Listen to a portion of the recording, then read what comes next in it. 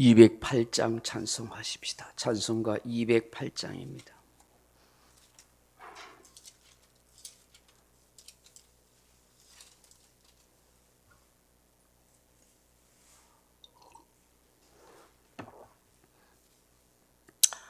(208장입니다) 내 주의 나라와 주 계신 성전과 피 흘려 사신 교회를 늘 사랑합니다. 내 주의 교회는 천성과 같아서 눈동자같이 아끼사 늘 보호하시네. 이 교회 위하여 눈물과 기도로 내 생명 다하기까지 늘 봉사합니다. 성도의 교제와 교회의 위로와 구주와 맺은 언약을 늘 기뻐합니다. 하늘의 영광과 베푸신 은혜가 진리와 함께 영원히 시온에 넘치네. 아멘. 하나님 말씀은 사도행전 7장 38절 말씀 같이 읽겠습니다. 시내산에서 말하던 그 천사와 우리 조상들과 함께 광야 교회에 있었고 또 살아있는 말씀을 받아 우리에게 주던 자가 이 사람이라. 아멘. 사랑하는 성도 여러분, 교회가 무엇입니까? 교회를 헬라어로 에클레시아라 그렇게 부릅니다. 부름받은 자의 무리라 하는 뜻입니다. 교회는 건물이 아닙니다. 제도도 아닙니다. 조직도 아닙니다. 하나님의 부르심을 받은 사람들, 공동체, 무리를 의미합니다. 그러므로 오늘 본문의 광야교회라는 것은 애굽에서 종살이, 노예살이 하던 이스라엘 백성들을 하나님께서 광야로 불러내어 모으셨다 하는 것을 말씀합니다.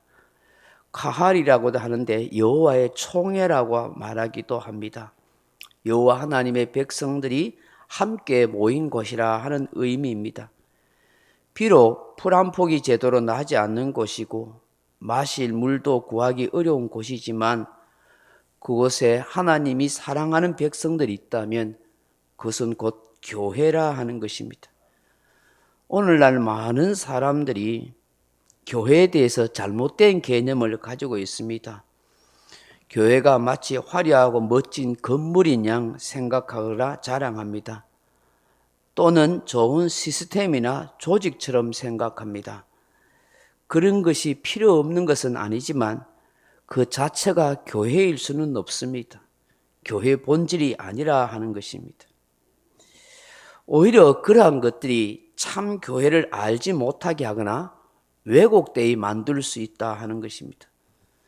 초대교회를 지나 중세시대의 교회가 타락한 것은 핍박과 고난과 환난 가운데 숨어 지내거나 가정집에서 옹기종기 모였던 초대교회의 그 생명 공동체가 오히려 핍박의 시대가 끝나고 지상으로 교회가 올라와서 화려한 교회당을 지을 때부터 부패하고 타락하기 시작한 것입니다.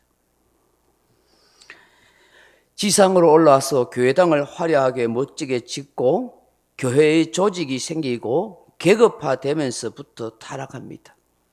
그 유명한 종교개혁가 마르틴 루터가 종교개혁을 일으키는 시발점도 멋진 로마 성당, 베드로 성당을 지으려고 성경에도 없는 교리를 내세워 사람들의 건축 헌금을 모으려고 했기 때문입니다.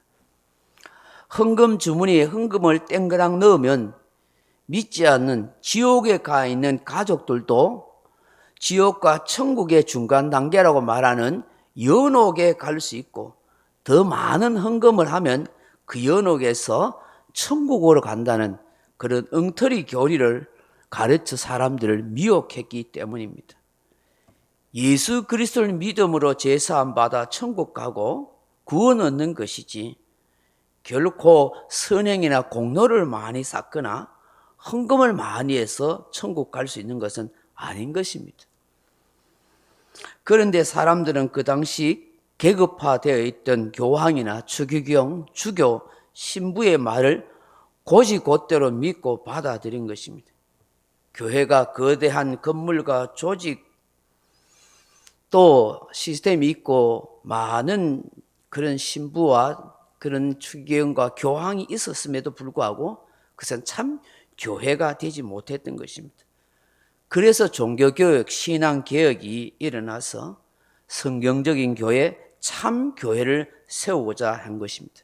그것이 바로 개신교인 것입니다.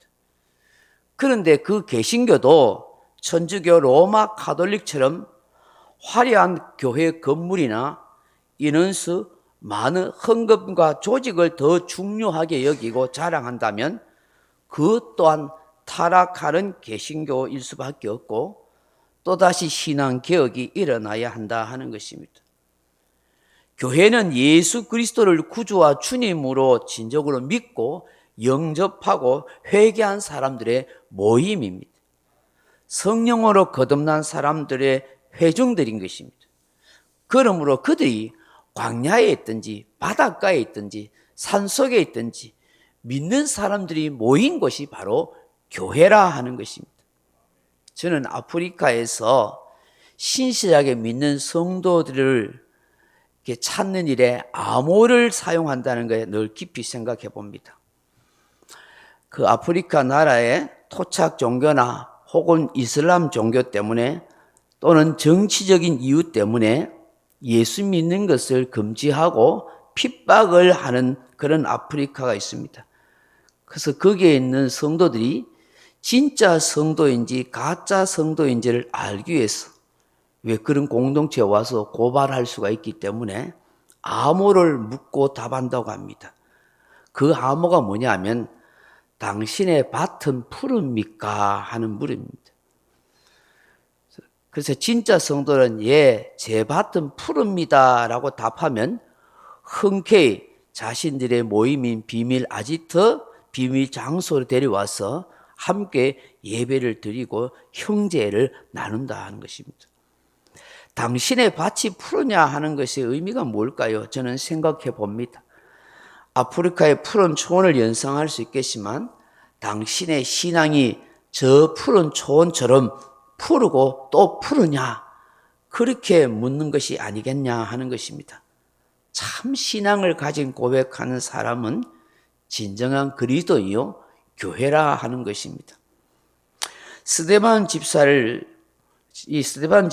오늘 모세를 비롯하여 함께 있었던 천사와 이스라엘 백성들이 다 광야 교회에 있었다고 그렇게 말씀합니다. 천사가 함께 있었다는 것은 곧 하나님의 관심, 하나님의 임재가 있는 곳이었다 하는 것이죠. 그렇습니다. 아무리 척박하고 황량하고 먼지투성이의 땅이라고 할지라도 그것에 우리의 예배를 받으시는 하나님이 함께 하시고 임재해 계신다면 그곳에 하나님을 진정 믿고 섬기는 주의 백성들이 있다고 한다면 그것은 참 교회인 것입니다. 우리의 환경이 중요한 게 아닙니다. 우리의 상황이 어떠해야 하는 것도 아닙니다. 우리와 함께 하시는 하나님이 계시는가? 우리의 모임이 공동체가 진정 하나님을 경외하고 예수 그리스도를 구주와 주님으로 고백하는 사람들이 있는가 하는 것입니다. 히브리인들은 광야를 헬라 사람들처럼 세상 사람들이 말하는 것처럼 황량한 곳, 척박한 땅, 귀신 나오는 곳이라는 에레모스가 아니라 그들은 미드바르라고 말합니다.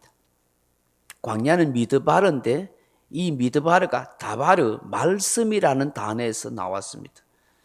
그렇기 때문에 미드바르란, 광야란 말씀이 들려지는 곳, 말씀이 전파하는 곳, 말씀이 함께하는 곳, 말씀 따라 사는 곳이라 하는 의미를 가집니다.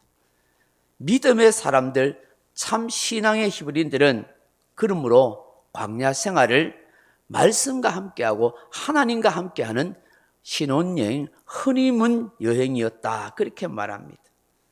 하나님과 동행하는 삶이 복된 삶이라 하는 것입니다.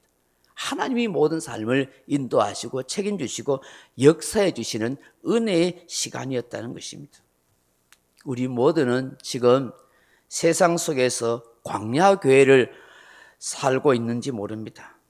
눈앞에 있는 현실과 환경, 경제적인 여건, 여러 가지 어렵고 황량하기 그지없고 힘드는 상황 속에 있습니다. 그러나 하나님이 함께 하신다면 그것이 교회입니다. 믿음으로 고백하고 예수님을 의지하는 신앙의 사람들이 함께하고 있다면 그것은 참된 교회입니다.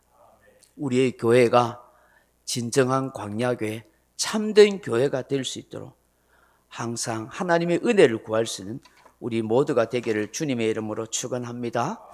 각자 기도하시다가 돌아가시기 바랍니다.